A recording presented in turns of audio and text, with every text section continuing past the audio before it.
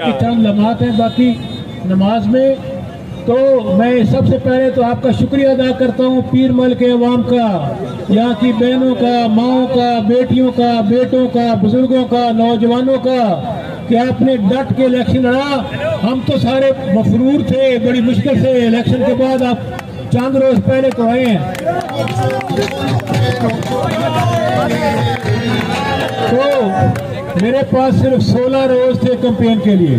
हमारे मुखालिफ पिछले 10 महीने से कैंपेन कर रहे थे और पूरा पैनल जीता है, पूरा पैनल जीता है। सईदा सोनिया अली रजा शाह साहबा भी जीती है अक्सरियत के साथ, कमालिया से आशफा रियाज भी जीती है अक्सरियत के साथ, और पूरा पैनल एक बड़ी लीड के साथ जीता है। सारी रात हमें पहरा देना पड़ा कहीं रात की तरीके हमारा रिजल्ट ही चोरी ना हो जाए।